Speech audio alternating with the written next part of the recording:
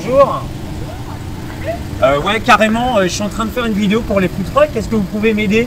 Ah, mais sans aucun problème, c'est votre de chance. Oh, génial, j'arrive. Super. Avec plaisir.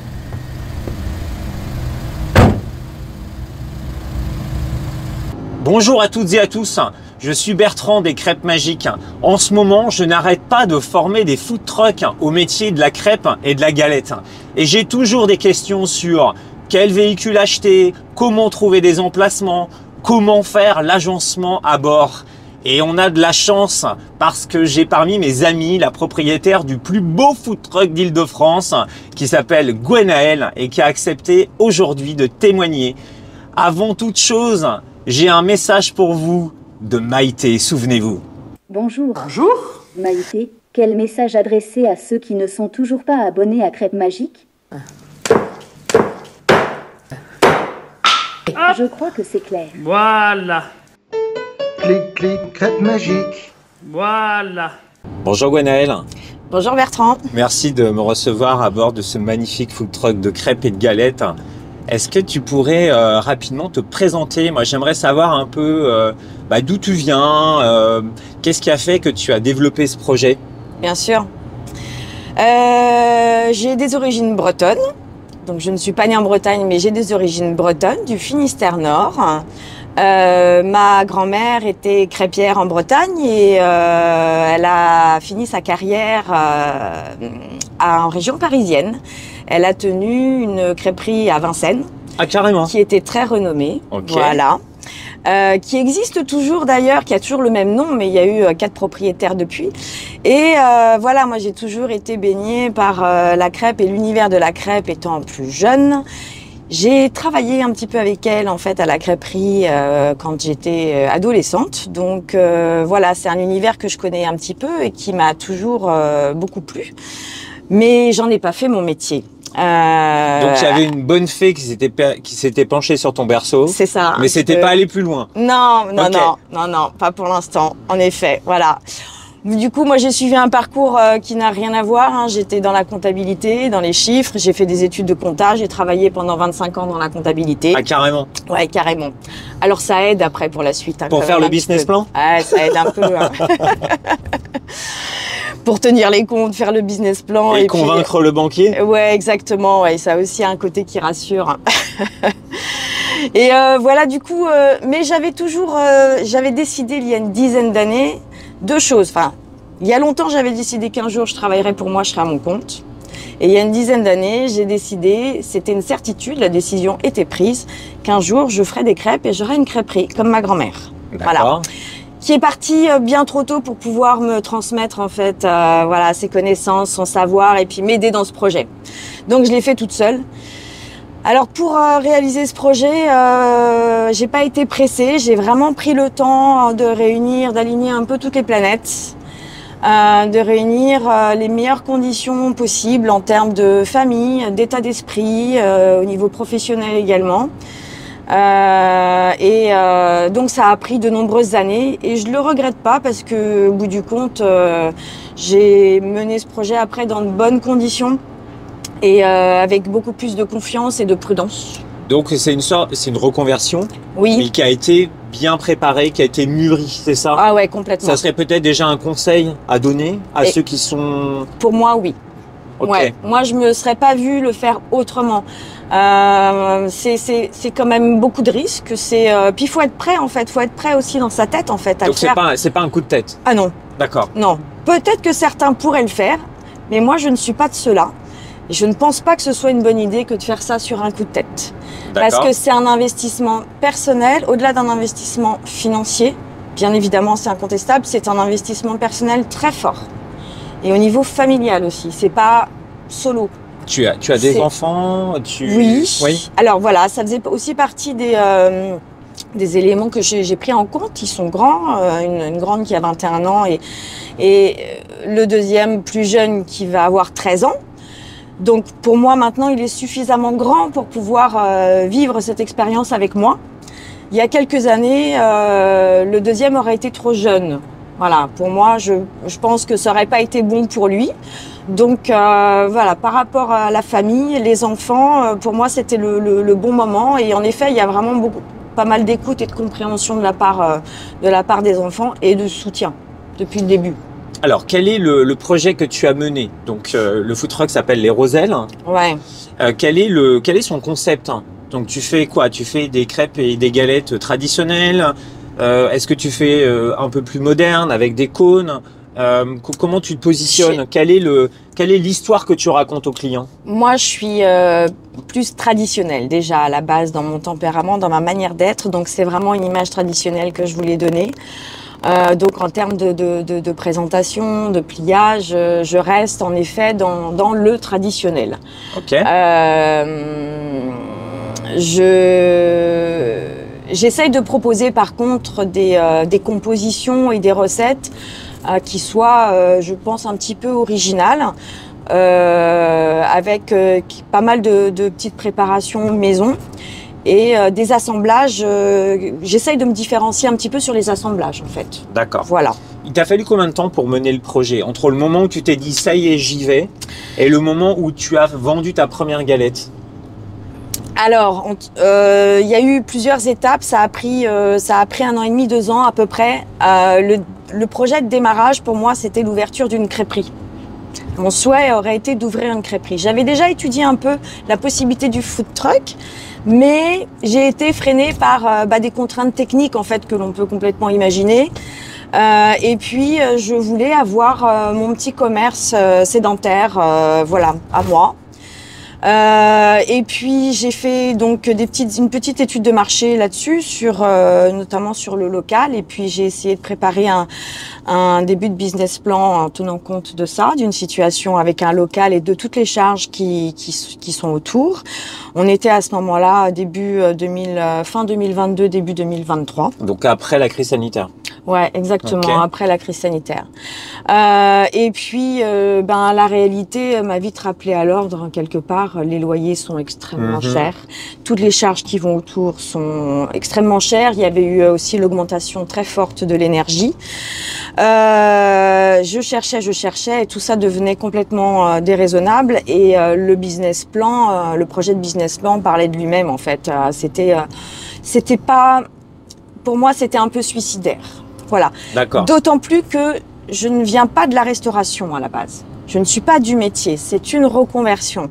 Donc, j'ai préféré être... Et en fait, en discutant aussi avec des gens, en prenant des informations à gauche, à droite, en écoutant des conseils, j'ai écouté beaucoup de conseils également.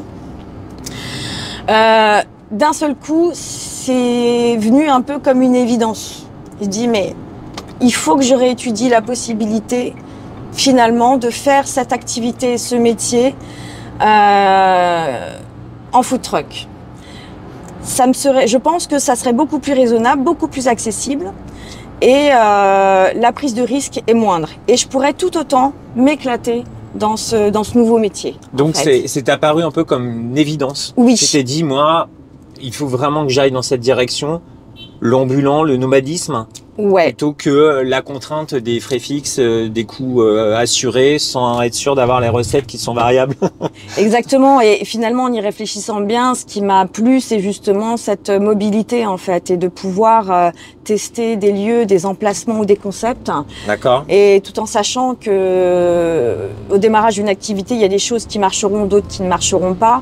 Et donc, on a cette souplesse de pouvoir, après, derrière, changer d'emplacement, chercher un nouvel emplacement et du coup changer de clientèle. En tout cas, aller là où il peut y avoir plus de demandes. Quels sont les autres points forts que tu vois dans le fait d'avoir un food truck plutôt qu'un restaurant en fixe? Parce que c'est souvent la question qu'on se pose. La diversité des activités que l'on peut proposer en fait et des prestations que l'on peut proposer. Donc il y a des emplacements fixes hebdomadaires. Après, certains food trucks choisissent de ne pas avoir d'emplacement et ne fonctionnent que par l'événementiel ou la privatisation. D'accord. Voilà, donc ça fait partie des choses que l'on peut... T'en fais toi aussi? Oui, tout à fait. Surtout là, on est actuellement au mois de juin et Oui. ça s'y prête beaucoup. Il se passe beaucoup de choses, il y a beaucoup de demandes. Tu penses à des mariages, à des événements il y a des d'entreprise? privatisations, il y a des événements d'entreprise, il y a aussi beaucoup d'événements communaux. Ouais. des soirées communales organisées par des municipalités, des vides-greniers. En tout cas, moi, pour mon activité, ça s'y prête pas mal. Il y a de la demande. Entre le salé et le sucré, ça fonctionne plutôt pas mal. Donc voilà, des soirées, des forums d'associations, des journées familiales organisées par des communes. Il y a tout un tas de trucs. Ou alors, en effet, des privatisations de particuliers ou de professionnels ou d'entreprises. C'est vraiment très vaste, en fait. Il y a D'accord. pas mal de choses à faire. Donc ça, c'est ce qu'on appelle l'événementiel, le Ouais. traiteur crêpe. Hein. Ouais. Ok. Et par ailleurs, j'imagine que tu as rendez-vous aussi avec tes clients de manière régulière Oui, sur des emplacements. tout à fait. Et d'une manière générale, quels sont-ils? Il y a plein de manières hein, pour un food truck d'être présent. Il peut y avoir la voie publique, il peut y avoir les marchés, mais on peut aussi considérer les emplacements privés qui appartiennent à des entreprises ou à des particuliers. Quel est pour toi le secret pour pouvoir trouver un bon emplacement pour travailler? Le secret, bon, déjà, il faut passer beaucoup de temps à chercher à démarcher. Alors tu démarches qui? J'ai commencé, moi, personnellement, par les mairies, en fait. Par les mairies. Alors, on contacte qui dans une mairie? Dans une mairie. Bonjour, je voudrais monter je voudrais m'installer chez vous. C'est quoi? C'est le service au commerce qui s'en Il y a- occupe? C'est En fonction des mairies, le service peut être un petit peu différent. Donc, il faut passer par l'accueil, bien souvent. tout simplement. Soit par téléphone, soit par mail. D'accord. Si jamais par téléphone, personne ne vous répond ou voilà, ou c'est pas aux horaires d'ouverture. Moi, je sais que j'ai envoyé beaucoup de mails. Ok. Et ensuite, la personne de l'accueil va rediriger vers le bon service. Alors, ça peut être le service commerce, ça peut être le service urbanisme, ça peut être le service communication, attractivité du carrément. territoire. Ouais, on a de tout. Ah, il y a vraiment Non, on a de tout. C'est forte pas. diversité. Ouais, en fonction de la taille des mairies, de l'organisation en interne, les services vont être un petit peu différents. Ok. Ce qui est intéressant avec les mairies derrière, une fois qu'on a réussi à toucher quelques mairies, c'est que, ou en tout cas peut-être aussi après par la suite à s'implanter sur un lieu, c'est que ces mairies, ces communes en fait organisent ensuite des événements et vous rentrez dans leur répertoire. Et D'accord. ils vous donc recontactent après derrière. c'est un bon moyen de se faire connaître, c'est ça? Exactement. De montrer son travail, de montrer qu'on est Exactement. fiable, qu'on est à l'heure, qu'on fait du bon boulot, que C'est c'est ça. bon, c'est tout ça. Hein? Oui, tout à fait. Oui, parce qu'en D'accord. plus après les mairies écoutent les retours de nos clients qui sont D'accord. leurs administrés et du coup c'est une bonne entrée en matière, c'est un bon réseau pour aller plus loin et diversifier après son activité. La durée entre le premier appel et le moment où on peut s'installer, il faut compter combien de temps? Parce que les mairies sont pas réputées pour être extrêmement réactives quand même. Elles sont toutes différentes. J'ai eu des cas où l'implantation a pu se faire 15 jours après, le temps de faire signer le document par Ah, le maire. carrément. Ouais. D'accord. Ok. Petite ville. Ok. Après, nous avons des villes un petit peu plus importantes où ça va être plusieurs semaines. Il y a des villes qui ont un système d'appel à candidature annuel. Ok. Voilà. Un appel d'offres Appel d'offres. auquel il faut répondre, à monter un dossier, tout Monter ça. un dossier assez complet, il faut bien respecter la demande Ok. et puis respecter le délai. Voilà. Le délai de soumission. C'est-à-dire le délai de présentation du délai. la du deadline dossier. pour répondre Ouais. et être Ouais. en compétition. Exactement. D'accord. Exactement. Tout à fait. Donc là, première possibilité, c'est auprès des mairies. Donc on appelle l'accueil. Ça, c'est très clair. Est-ce que tu as également essayé des marchés? Alors oui, tout à fait, tout à fait. Donc là, il faut trouver le contact du placier. Tout simplement le Tout ça- placier. Ouais, Ok. tout simplement le placier. Donc bien souvent, ça se fait quand même assez par connaissance sur les marchés. Ou alors, il faut trouver le placier le jour J, sélectionner des marchés, se déplacer là-bas, faire connaissance avec le placier, proposer ses services Ok. et voir ce que ça donne. Après, voir ça ce que peut se ça faire donne. là du jour pour le lendemain. Ça peut être beaucoup plus rapide. Ouais, ça peut être beaucoup plus D'accord. rapide. Il y a beaucoup moins de contraintes administratives. Pour ce qui est des emplacements privés, moi je pense le parking de Castorama. Hein, je connais un Castorama à Villebon, il y a un food truck qui est sur le parking. Mais ça peut être aussi l'emplacement d'un garage Renault, donc qui est pas celui d'un magasin de bricolage qui est beaucoup plus modeste, mais parfois qui est bien mieux placé dans la ville. Est-ce que tu as déjà toi des expériences de ce type?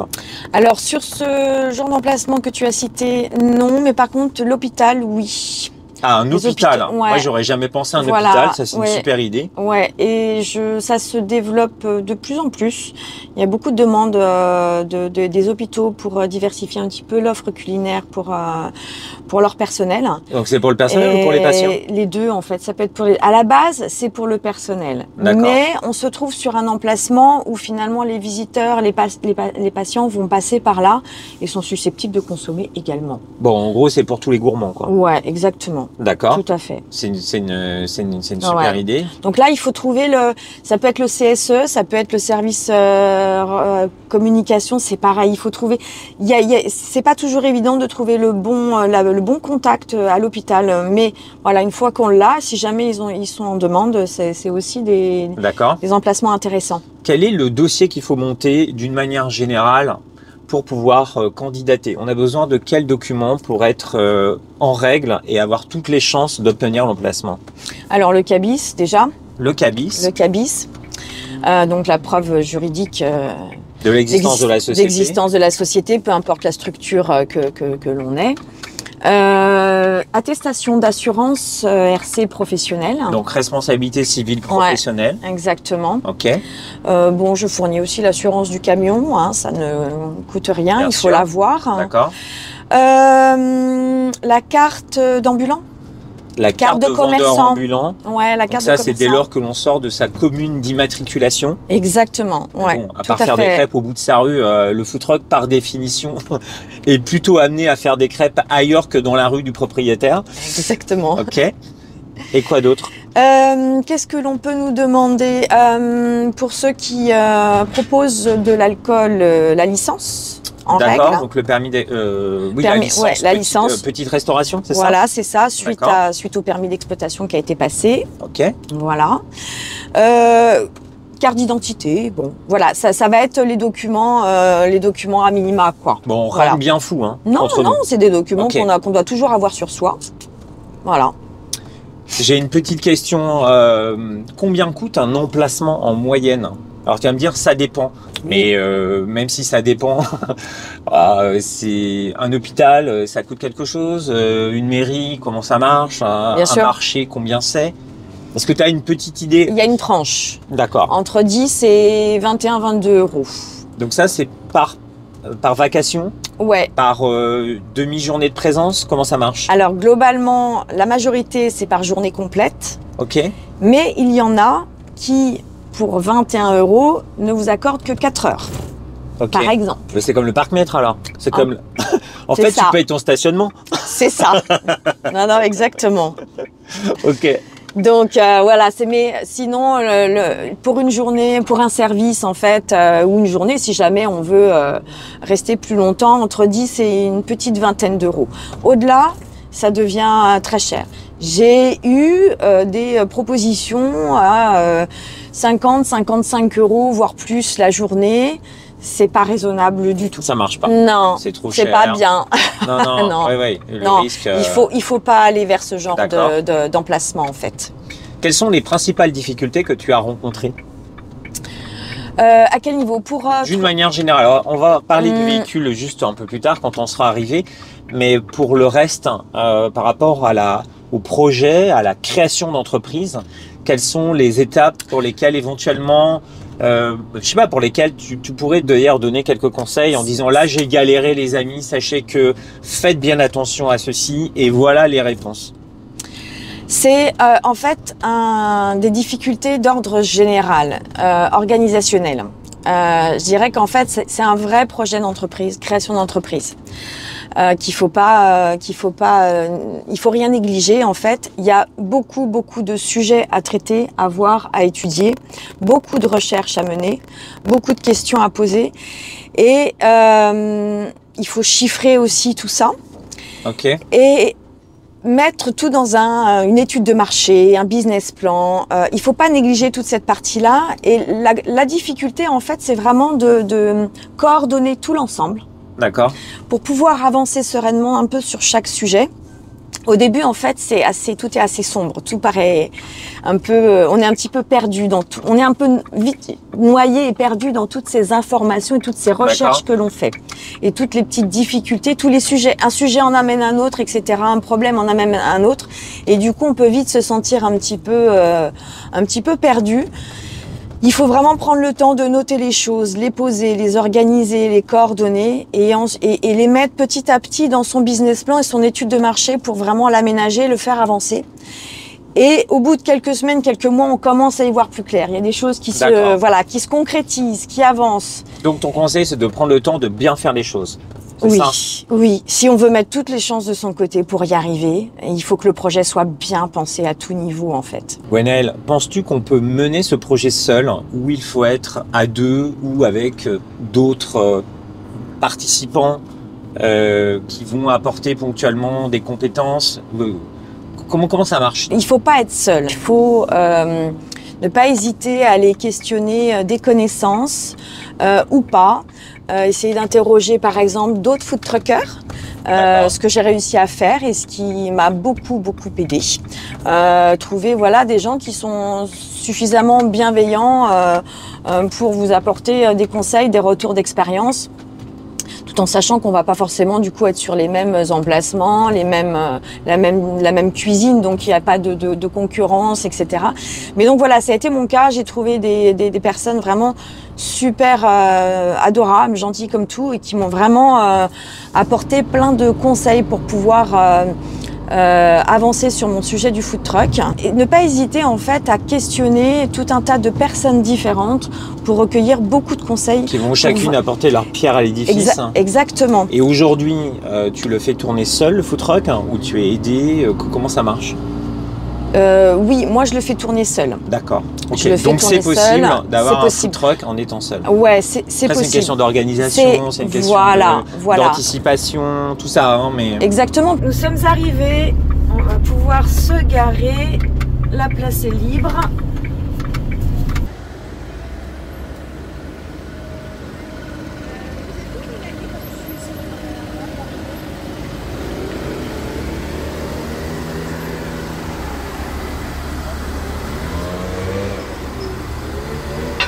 Bon maintenant, priorité, on branche le camion pour mettre les frigos en route, garder la chaîne de froid au top. Ce qui est important aussi, c'est de trouver des emplacements avec un branchement électrique. Bien souvent, enfin en tout cas moi j'ai vraiment besoin de ça. Certains food peuvent être autonomes, ce n'est pas mon cas. Donc j'ai besoin d'un branchement électrique tout simple, du 16 ampères. Et voilà, quand on recherche un emplacement, l'important c'est de bien se caler là-dessus, être sûr que dans la location de l'emplacement, il y aura une prise électrique à disposition. Pour moi, c'est primordial. Voilà, j'ai pas de groupe électrogène. Il y a aussi la solution du groupe électrogène. Certains fonctionnent avec ça ou sur batterie, ce qui n'est pas mon cas. Et pour des questions de coût et puis aussi des questions, des contraintes techniques et physiques. Par exemple, le groupe électrogène étant très lourd, imposant et coûteux, j'ai préféré ne fonctionner qu'avec l'électricité. D'accord. Plus le gaz pour les crêpières, bien évidemment. J'ai 2 bouteilles de gaz dans un coffrage spécial, 2 bouteilles de gaz propane. Et voilà, que j'ouvre à chaque fois avant chaque service. Et, bon, on va aller regarder ça en détail. On va aller voir ça. Là, il va falloir que j'aille sous les arbres pour pouvoir me brancher.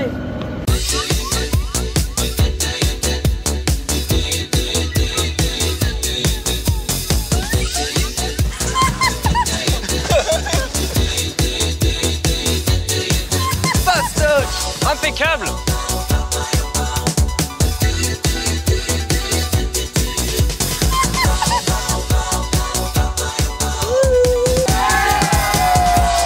On est branché.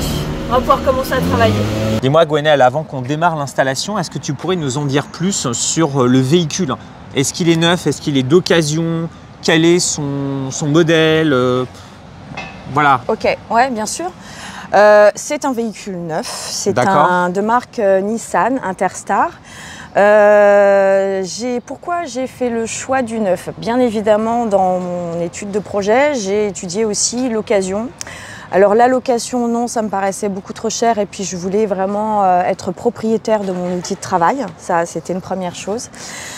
L'occasion, j'ai trouvé une société qui proposait de remonter en fait des camions d'occasion qu'ils achètent en Europe pour en faire des food trucks. Ils reconditionnent. Voilà, c'est ça. Je cherchais le mot. Pardon. C'est comme les téléphones mobiles. Voilà, c'est ça. C'est une société qui est spécialisée dans le reconditionnement de camions. Voilà, je cherchais le mot, on y est. Donc voilà, j'ai étudié ça, je les ai rencontrés, j'ai été les voir, j'ai regardé leurs produits, on a parlé un petit peu des prix, etc. Et dans le travail avec eux, dans les échanges que j'ai eus avec eux, en fait, le sujet m'a fait peur. Voilà. Okay. Camion d'occasion qui vient de Belgique ou de Hollande ou voilà du nord de la France et qu'on ne peut pas voir en fait, qu'on commande sans voir, si ce n'est sur photo. Voilà, avec des éléments de la carte grise, mais très peu d'éléments. En fait, c'est un peu comme Tinder, quoi. Il y a une photo, mais... Voilà, voilà. Est-ce que tout est bien contractuel entre ce qu'on nous dit et voilà. On ne connaît pas la vie du matériel avant. C'est des matériels qui ont entre 150 et 250, 300 000 km. Je trouve que voilà, moi, ça m'a paru trop risqué. En fait, j'ai pris peur et j'ai dit stop. Et au niveau de l'homologation, est-ce que tu es sûr de ton coup quand c'est un véhicule qui vient de, je sais pas, République tchèque? Mais c'est pour ça. Ça m'a fait peur. Je sais pas. Il me disait qu'il se chargerait de tout, etc. Mais après, les problèmes, je les découvre une fois que c'est payé et puis que le matériel Donc en fait, est là. Tu payes ça m'a fait et peur. après, il s'occupe de tout. C'est plutôt qu'il s'occupe de tout et si ça nous plaît, on achète. Voilà, c'était l'ordre qui n'était pas le bon. Donc ça, c'était donc des véhicules reconditionnés. Il y avait la véritable occasion, hein, c'est-à-dire le food truck, il y en a plein à vendre sur le bon coin. Hein, c'est pas un secret. Ça, c'était une option qui t'intéressait ou pas? J'ai regardé aussi sur les semaines où j'ai cherché un food truck, j'ai pas trouvé de produits qui me correspondraient, qui me plairaient, notamment aussi sur l'agencement intérieur. Voilà. D'accord. Donc j'ai aussi... Alors il y avait la location? Oui, la location, non, je voulais devenir propriétaire donc pour moi la location, je l'ai vite laissé tomber. Et donc il restait le neuf? Ouais, il restait le neuf. Donc j'ai fait faire des devis. Voilà, j'ai appelé plusieurs fabricants. Alors on appelle qui? Alors on appelle... on tape food truck neuf sur internet et on regarde qui ressort? Constructeurs, fabricants de food truck, en effet, en France. Et il y en a plusieurs qui ressortent. Il y en a plusieurs qui sont très réputés, qui sont en place depuis de nombreuses années et qui sont fiables. On regarde aussi les autres food trucks que l'on a autour de nous, qui sont en activité, sur lesquels est indiqué le nom du fabricant, bien souvent. Et pour le coup, un food truck chez qui je vais, chez qui je consomme, qui a un très bel outil de travail, qui fait des très bonnes choses. Ce nom est ressorti et du coup, voilà, ça m'a mise en confiance aussi. Parce que le produit fini, il était top.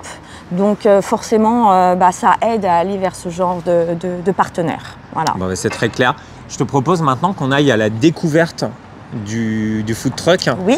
Alors, je vais vous dire juste une petite chose hein, pour vous qui suivez la chaîne. Ce qu'on va faire, on l'a généralement pour les camping-cars. Alors, sur les camping-cars, vous avez plein de propriétaires de camping-cars qui vont tout vous expliquer, mais j'ai pas trouvé la même info pour les food trucks. Donc, moi, j'aimerais, s'il te plaît, Gwenaëlle, que tu nous présentes ton outil de travail et qu'on parle de l'électricité, qu'on parle de comment faire du chaud, comment faire du froid, comment gérer l'eau usée, comment gérer l'eau propre. Comment gérer les poubelles, comment gérer peut-être les toilettes, 5 étoiles. Bref, j'aimerais que tu nous présentes ce food truck parce que c'est une information qui, sauf erreur, est vraiment unique sur le web. Tout à fait. Alors, on démarre comment? Allez, parlons de l'énergie. Parlons de l'énergie. Bon. Je te suis. Donc, si j'ai bien compris, tout à l'heure, tu as mis les frigos en... Tu as raccordé les frigos via cette petite prise qui marche avec une prise de camping-car. Alors, j'ai raccordé le camion à l'électricité. D'accord. Donc, ça fait tout ce qui est électrique à l'intérieur va pouvoir du coup fonctionner. Les lumières se sont allumées et les frigos les frigos, les lumières fonctionnent à l'électricité. Oui, voilà.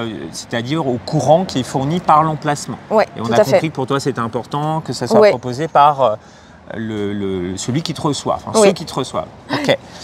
Il y avait également les crêpières, elles fonctionnent comment? Alors au gaz, j'ai fait le choix de crêpières à gaz parce que nous avons aussi des crêpières professionnelles électriques, mais ça consomme énormément. Et donc, alors, il y a la question de la consommation, Tu veux dire avec peut-être la la puissance puissance est trop est trop importante importante. pour pouvoir trouver toujours des branchements. Voilà, Et tu as besoin d'être autonome. C'est exactement. le nomadisme. C'était le but. Ok. Ouais, tout à fait. On peut aller voir tes bouteilles de gaz? Ah bah oui, elles sont Ok. là. On a un coffrage prévu. Donc un chauffage ventilé, hein, vous Voilà. avez bien noté. Parfait.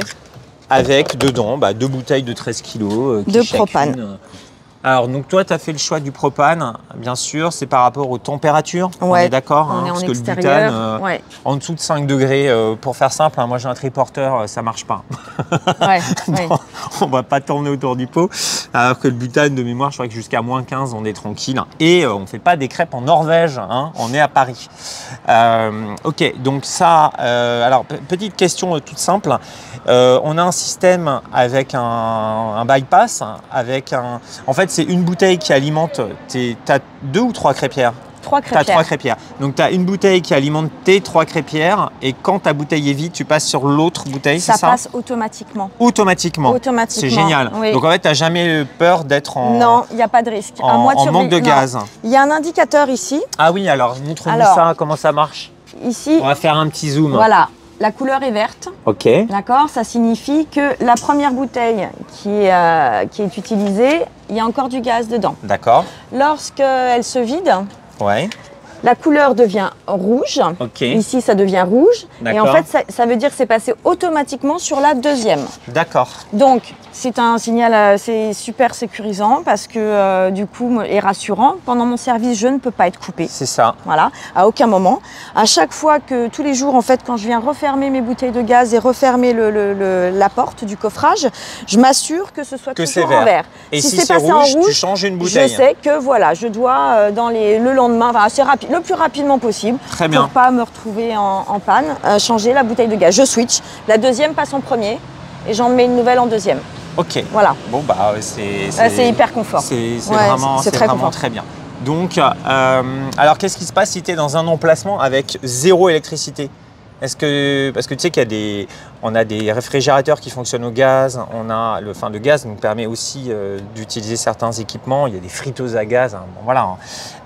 Est-ce que toi tu ne peux pas intervenir parce que tu n'as pas de générateur, J'ai pas de panneaux solaires, Ouais, non. pas de non, batterie? Non. Donc toi il te faut absolument une alimentation pour que tu fonctionnes. Ouais, Mais exactement. c'est un choix. Ça a été mon choix dès le départ. Et tu as Alors, toujours trouvé des emplacements avec des alimentations électriques. Exactement. Oui, donc pourquoi s'embêter donc, si ce que tu recherches voilà. existe?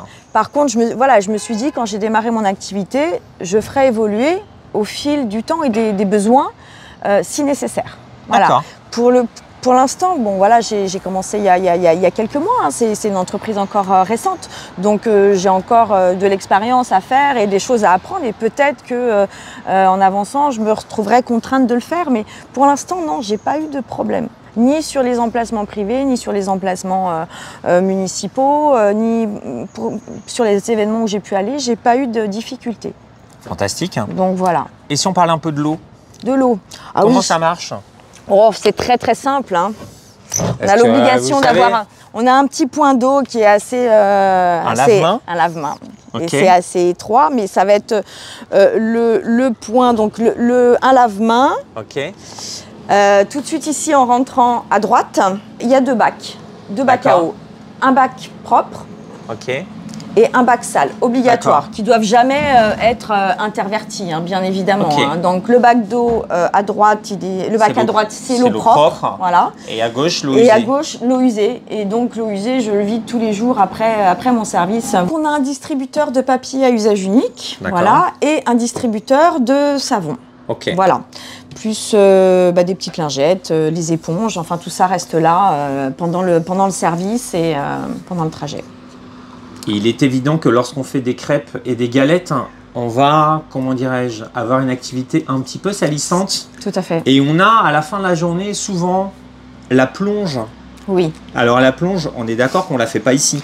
C'est pas possible. Déjà, il n'y a Hein. pas d'eau chaude. Certains food trucks arrivent à s'équiper d'un petit ballon d'eau Ah chaude. ça c'est intéressant. Voilà, Donc il y a des ça- food trucks avec de l'eau chaude, ça- avec des petits chauffe-eau Oui. instantanés je crois, c'est ça? Exactement, ouais. Ok. Bon, voilà, après, ça permettrait pas de faire une vaisselle complète de service de crêpes, parce que voilà, il y a quand même beaucoup de, c'est très gras, Il y a de la pâte, il y a du beurre partout, il y a beaucoup d'accessoires. Donc ici, on a bien un lave-main. C'est ça qu'il faut retenir. C'est un lave-main. C'est un lave-main. C'est un lave-main. C'est pas un bac à plonge. Non, voilà. Donc exactement. on n'a pas un ballon 200 litres avec de l'eau à 60 degrés à l'intérieur. Ok. Et puis ça. le lave-main, il est petit en plus. Ouais. Vous voyez, c'est vraiment un petit contenant. Hein. Pour ce qui est des poubelles, comment Oui. ça marche? Alors, je parle de tes poubelles à toi et je parle aussi des poubelles des clients. Oui. La petite assiette en carton, elle devient quoi? Bah, j'ai pas trop de problématiques en fait là-dessus, puisque les gens repartent bien souvent avec leur emballage D'accord. pour manger chez eux ou au bureau. Ok, Voilà. donc ça c'est clair. J'ai par ailleurs quand même une petite table et 2 chaises sur certains emplacements que j'installe, et quelques clients se peuvent être amenés à manger ici sur place le midi, et dans ces cas-là, je récupère leur emballage et je les mets dans ma poubelle en fait. Voilà. Ok. Je n'ai pas encore installé de poubelle à l'extérieur. J'ai pas eu suffisamment de besoins, de demandes. Quand je suis sur des événements municipaux, en fait, la ville met des poubelles partout. Donc finalement, j'ai pas eu besoin vraiment d'installer une poubelle à l'extérieur. Petite question Gwenelle, par rapport aux emballages qui ont été jetés par les clients, non pas dans les poubelles de la ville, mais ou tes propres poubelles, mais par terre. Donc généralement, hein, sur les communes, on a un rayon qui est compris entre 150 et 200 mètres autour du food truck, et l'obligation pour le propriétaire de, à la fin de son service, aller ramasser, en fait, aller corriger les incivilités de ses clients. Comment ça se passe, toi, de ton côté? C'est des choses que tu fais ou Il faut que j'aille ramasser, bien évidemment. D'accord. Je le récupère, je les mets dans ma poubelle et puis ça repart avec moi, bien évidemment. Bah oui, il n'est pas question que je laisse traîner des déchets qui viennent de chez moi, même si les gens n'ont pas fait preuve d'incivilité. Oui, bien évidemment. Ouais. Petite question sur le mobilier. Donc j'ai vu qu'il n'y avait pas de mobilier dans ton food truck. Est-ce que tu as des tables et des chaises, ou ce sont des choses qui sont gérées soit par les emplacements qui te reçoivent, ou bien là c'est juste de la vente emportée sans pouvoir s'installer sur place? Alors j'ai une petite table ronde et 2 chaises pour que les gens puissent s'installer un petit peu pour manger. C'est vrai que j'ai fait un service automne-hiver où finalement ça s'y prêtait pas beaucoup, et puis il a plu beaucoup, donc maintenant on commence à rentrer dans les beaux jours et ça s'y prête un peu plus. Mais pour l'instant, à ce stade, je n'ai qu'une table et 2 chaises que je sors sur certains emplacements avec l'accord de la ville, bien évidemment. D'accord. Il faut que ce soit un manche debout ou table et chaise, il faut qu'on ait l'accord de la municipalité ou du lieu qui nous accueille. Donc ça c'est important à savoir. Donc c'est pas uniquement l'emplacement du food truck, de ces quelques mètres carrés de food truck, c'est de la surface commerciale à l'extérieur qui dépend du food truck et qui doit bien être spécifiée dans les accords que tu as. Exactement. Ok, c'est très important de le préciser. Ouais. On a vu déjà beaucoup de choses. Est-ce qu'on pourrait finir rapidement, parce que je crois que c'est bientôt l'heure de ton service? Oui, il va falloir se mettre en place. Ok, rapidement, je vois ici une hotte. Oui, une hotte. Carrément une hotte. Là, on est en mode restaurant là. Ah bah oui, tant qu'à faire. Okay. Non, mais c'est vrai que ça fait quand même beaucoup de fumée, de gras, etc. Et on voit bien quand on la nettoie, la hotte, que c'est pas du luxe. D'autant plus qu'il y a une plancha qui est prévue. Donc tu ça, des choses, pour des saucisses, ça peut être du lard fumé. Des Saint-Jacques, des choses comme ça. Alors Saint-Jacques, je m'y suis pas lancée encore, j'ai pas eu l'occasion. Mais voilà, ouais, ça va venir. Pourquoi pas? Non, il y a plein de choses à faire. Donc un point de cuisson. Plancha électrique ou gaz? Elle est à gaz. Plancha gaz. Super. Voilà. Et puis on retrouve ça, on connaît sur la chaîne. Voilà. Les crêpières Crampouze. Les 3 Crampouze, et le ça, trio. Quelque chose me dit que c'est le modèle confort. C'est ça. 8 branches avec le robinet thermostatique. Je reconnais parce que j'ai les mêmes. Exactement. Dans mon, tu connais, dans mon triporteur. Écoute, et ça? Alors, un petit gaufrier. Oh, gaufrier, trop bien. Électrique. Gaufrier électrique. Ouais. Elle était vraiment super bien équipée. Quand je vous disais que c'était un très beau food truck, réellement, là, en position, il n'est pas, pas installé, mais je suis sûr que dans quelques minutes, on va avoir des merveilles. Dernière chose, alors l'éclairage, c'est un éclairage par LED. Oui. On a notre petite vitre de protection. Et puis des réfrigérateurs qui sont très design. On a l'impression d'être dans un showroom du boulevard Saint-Germain. Vraiment très beau. Donc là, tu mets, j'imagine, tes pâtes, tes ingrédients.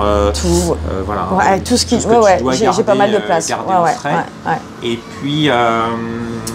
Est-ce qu'il y a d'autres choses qui sont intéressantes à voir dédier un endroit pour stocker les emballages, alors, le stockage pour voilà, les emballages, les produits logistiques, okay, un peu les bacs à sucre, les boissons, la vaisselle propre, tout un tas de... Il y a plein de petites choses à stocker en fait. Plein de petites choses. Donc l'importance d'avoir des rangements. Ouais, d'organiser son rangement. Oui. J'ai une question sur les crêpières. Oui. La question piège. Oui. Quand tu roules, elles sont attachées? À vie. Vas-y, essaye. Voilà. Elles sont fixées en dessous. Ouais, okay. Ça, c'est très bien. Ah oui, c'est obligatoire. Hein. Alors, question supplémentaire, parce que Gwenelle, elle est en mode j'ai réponse à tout. Mais. Non, je crois pas. si. Là, je sens que je vais perdre. Je te sens bien parti en disant ouais, moi j'ai tout prévu. Quand le food truck n'est pas horizontal, comment fais-tu pour que la crêpière soit horizontale en sachant que la crêpière, elle est solidaire du food truck? Alors, dans l'idéal, il faut des cales. Alors et sinon, tu mets des cales sinon, sous les roues du food truck pour que ça soit horizontal? J'en ai pas. D'accord. Mais il faudrait. Je me suis jamais retrouvée dans un endroit où c'est trop bancal. Ok. Quand mais ça va penche, venir. Quand ça penche un peu, je rappelle mon œuf, il revient. Ok. Donc après, c'est le travail du crépier, c'est tout son savoir-faire. Ouais, exactement, on s'adapte.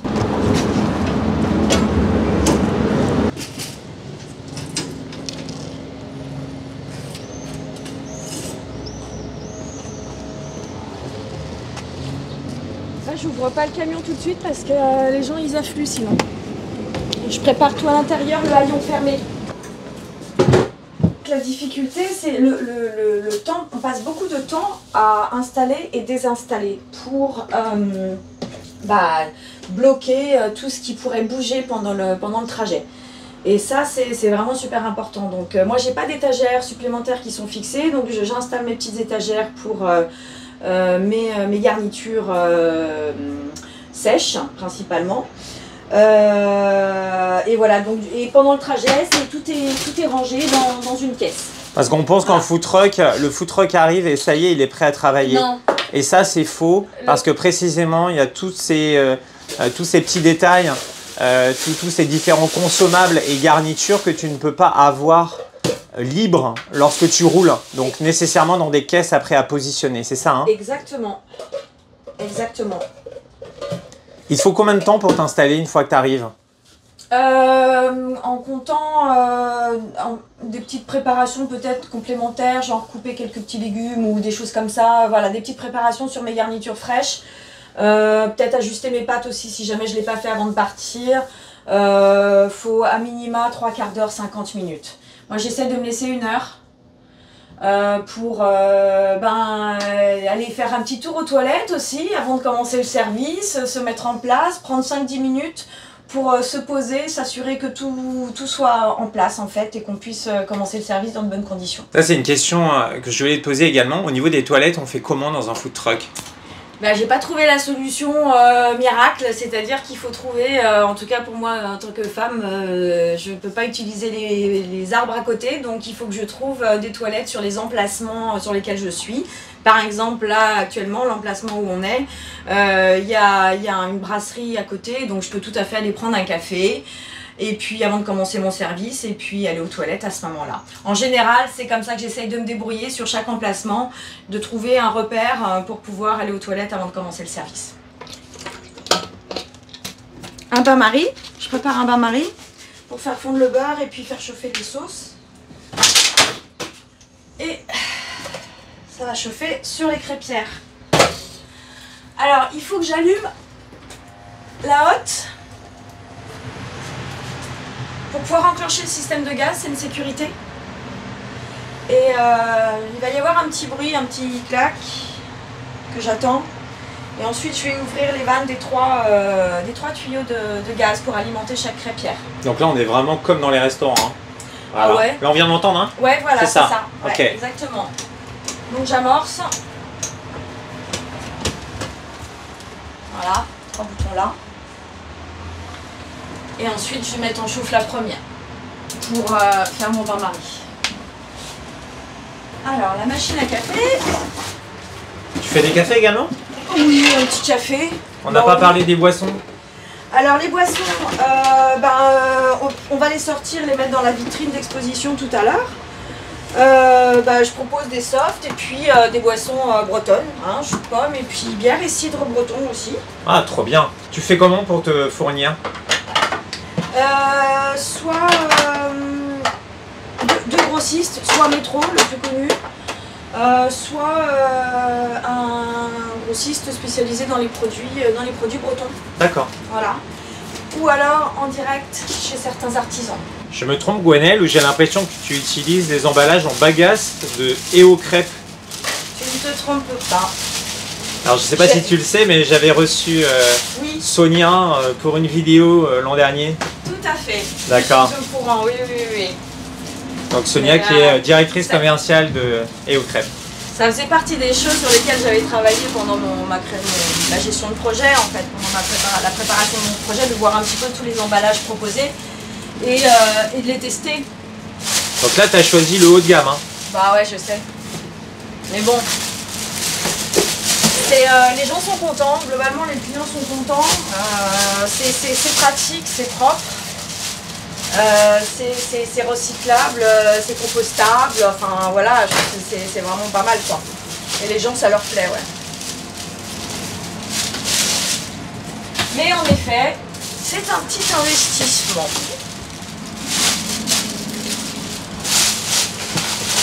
Alors sur des événements où il y a beaucoup de monde, je ne vais pas utiliser ces emballages-là, hein. Je vais faire plus simple. D'accord. Mais parce que aussi c'est plus rapide à envoyer derrière. Mais là pour le coup sur les emplacements fixes, je travaille avec eux.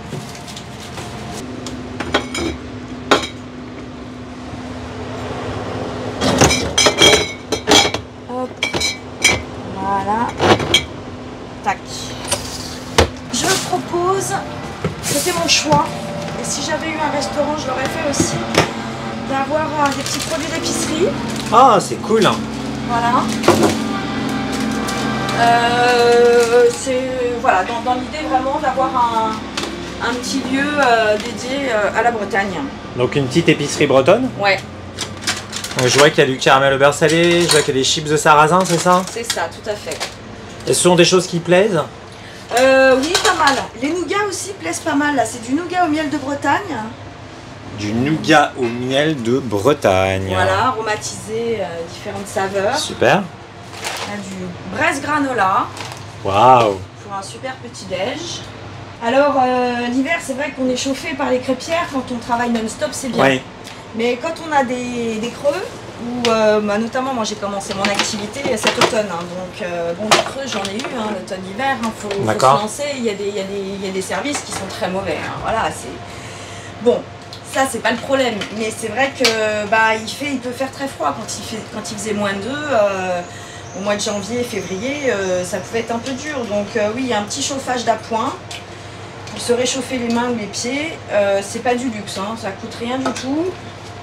Et c'est hyper important. Ta solution de paiement, c'est celle de ta banque ou tu as choisi un autre système style SumUp J'ai étudié tout ça. Voilà, j'ai fait une étude de marché sur tout ça, sur les caisses, sur les TPE.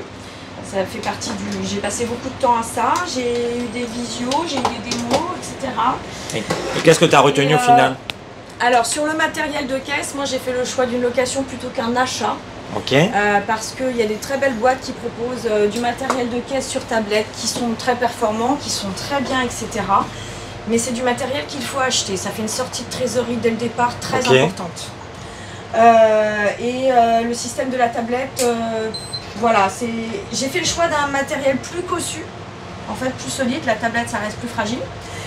Et il est en location. Si j'ai un souci, voilà, dans mon business plan, la location se prêtait plus, me convenait mieux que de lâcher entre 1600 et 2000 euros d'office. En fait, carrément. Oui, c'est beaucoup d'argent. Ouais, ça fait une Surtout belle qu'en somme. fait, on paye le matériel, mais on paye aussi d'avance 1 an de droit sur le logiciel, de licence de logiciel. D'accord. Voilà, donc mon choix s'est porté sur un matériel en location d'une société très réputée. J'ai choisi la sécurité aussi là-dessus, voilà. Et sur le TPE, c'est pareil, j'ai étudié les sum-up, les Ethel, etc. Pareil, en discutant avec des gens qui ont eu l'expérience d'une caisse sum-up pour qui ça s'est mal passé en food truck, m'a confirmé qu'il valait mieux éviter. Enfin, que lui, de son expérience, ça s'était mal passé. Quand il avait eu des soucis, il n'avait pas eu un bon SAV, donc voilà. Donc je suis passée aussi par... j'ai pris pareil les sociétés les plus historiques qu'on connaît, avec une location de TPE et la commission de la banque. D'accord. Vu mes volumes aussi de transactions que j'anticipais, pour moi, le TPE classique avec la commission bancaire était beaucoup plus intéressant que la commission SumUp, Zettel ou ces petits boîtiers qui sont toutefois super intéressants, mais pour mon débit, ça ne l'était pas. Avec ce prestataire, j'ai aussi fait le choix d'une solution pour le suivi d'hygiène, le contrôle d'hygiène, en fait, d'hygiène alimentaire. Ah oui, ça c'est intéressant, dis donc. Du coup, j'ai un boîtier, ça me permet en fait de gérer mon plan de maîtrise sanitaire. Avec une base sur cloud et un boîtier qui me permet d'enregistrer toutes mes préparations, de sortir mes étiquettes de préparation, d'enregistrer mes contrôles de température. Voilà, c'est aussi à la location. Et j'ai fait ce choix pour plus de sécurité, de confort. Et ça n'a pas été un coût énormissime. C'est un choix que je ne regrette pas du tout. Là, il y a une étiquette de préparation. On est le 13, DLC 15, c'est bon. Nickel. C'est bon. Je propose aussi des petits desserts de temps en temps. Qu'est-ce qu'on a aujourd'hui comme dessert? Alors c'est un fromage blanc avec du sirop d'érable et du braise granola dessus. Voilà. C'est pour alterner un petit peu, changer un petit peu de la crêpe. En complément. En complément, ouais. Je vais les garnir de sirop d'érable et de braise granola. Une préparation presque minute là, hein. On est à... Ouais. Le service va bientôt démarrer. Je vais être en retard, hein, je crois. Ah toi tu pèses, hein. Tu fais pas à l'œil. Hein. Pas pour l'instant. Ah ça rigole pas. Hein. Non, ça rigole pas. Hein. Ah les granolas, quand ils sont préparés par les anciens comptables, c'est moins généreux que... que par quelqu'un qui sort d'une école hôtelière. Hein.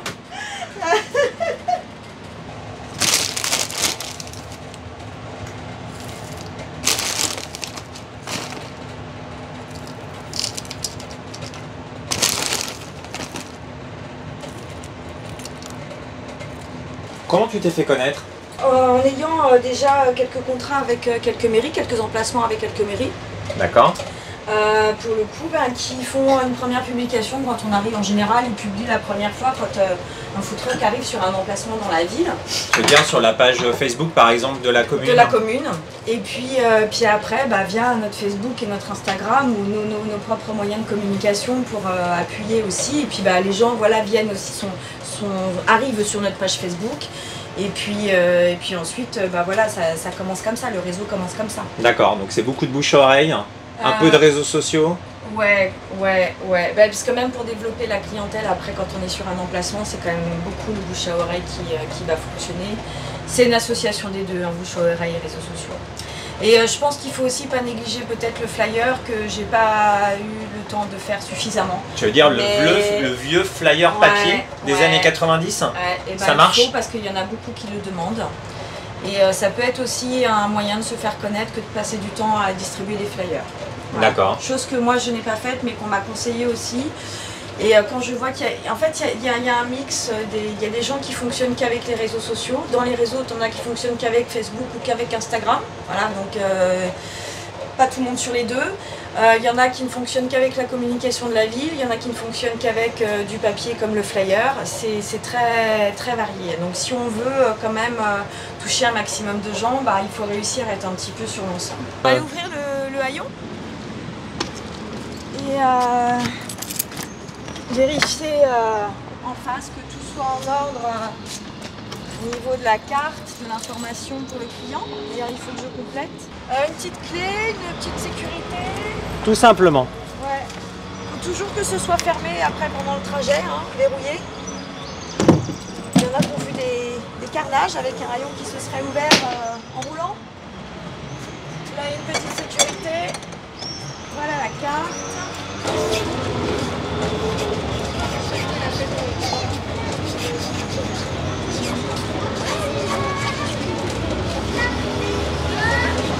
Quelle est la recette moyenne que l'on peut attendre pour un service du midi comme aujourd'hui?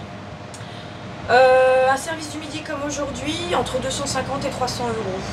Ça peut être plus. Ça peut être un peu moins sur des week-ends, enfin des jours fériés, des périodes de vacances, le temps s'il est très mauvais. Mais sinon 250-300 euros à peu près. Et c'est quelque chose qui est suffisamment satisfaisant pour toi pour amortir tous tes frais fixes? Pour moi, oui, considérant que je suis seule à travailler, à être sur le projet et à travailler dans le camion. Si jamais on devait être deux, au moins deux, ça serait pas suffisant. Je peux vous poser quelques questions? Oui, avec plaisir. Quel est votre prénom? Sabrina. Bonjour Sabrina. On est aujourd'hui avec Gwenelle au food truck Les Roselles, crêpes et galettes. Et je voulais juste savoir pourquoi vous veniez. C'est la meilleure. C'est des vraies galettes bretonnes qu'elle nous fait. C'est une des meilleures. C'est la meilleure. Comme je... Carrément. Ah oui. En toute simplicité, la meilleure. Ah oui. Et aujourd'hui, vous allez prendre quoi? Alors, il faut On que regarde ensemble? Avec plaisir. Moi, j'ai mes habitudes, la végétarienne. Vous êtes plutôt option végétarienne? Oui, parce que je trouve que c'est aussi Génial. la meilleure aussi. Et là, actuellement, vous travaillez ou vous êtes, je sais pas, vous avez amené vos enfants à l'école, je m'en rends pas trop compte. Moi, j'amenais mes enfants à l'école, oui. D'accord. Et donc là, vous êtes dit, je vais faire une petite pause gourmande pour le moment du déjeuner. Bah oui, aussi c'est une très bonne compagnie, très gentille, très gentille. Fantastique. Vous prenez plutôt des crêpes ou des galettes habituellement? Des galettes. Voilà. Moi, je suis pas très crêpe, mais galettes, je trouve qu'elles sont bonnes. Et vous faites des galettes chez vous? Très rarement. Donc vous dites, on va aller voir une professionnelle. Voilà, une professionnelle. Eh ben, écoutez, on va regarder avec beaucoup d'attention cette galette en train d'être préparée pour vous. D'accord? Avec plaisir.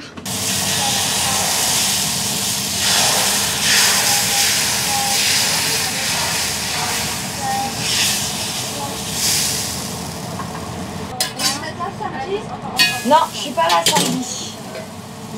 J'étais le 4 mai, mais je suis pas là samedi. Non, j'ai l'anniversaire de mon fils ce week-end, donc je fais pas. L'année prochaine, j'espère. Pourquoi pas?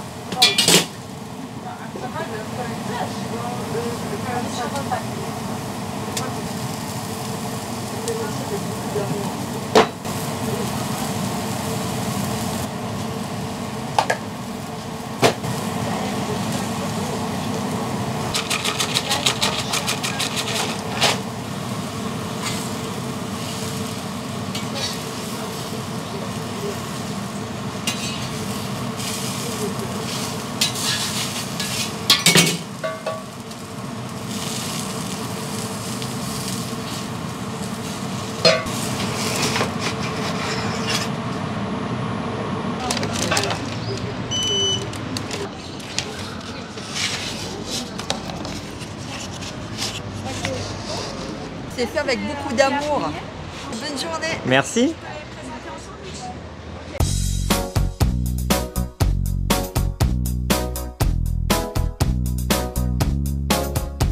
Miam miam, mangeons des crêpes salées ou bien sucrées. Dégustons ces galettes au dessert en entrée. Miam miam, mangeons des crêpes légères ou bien dorées. Faisons sauter nos crêpes sans les faire tomber. Venez dans la cuisine, on va bien rigoler. Mélangeons la farine et 1 litre de lait. Le jaune, le blanc, des œufs, du sel, un peu de beurre. Les enfants sont heureux, vive la chandeleur. Ouais. Miam miam, mangeons des crêpes salées ou bien sucrées. Dégustons ces galettes au dessert en entrée. Miam miam, mangeons des crêpes légères ou bien dorées. Faisons sauter nos crêpes sans les faire tomber. Tartinons de fromage, de crème et de jambon. Plus ou moins davantage de viande ou champignons. Chauffez à petit feu, repliez bien. bien en deux et d'un coup de fourchette faire glisser dans l'assiette.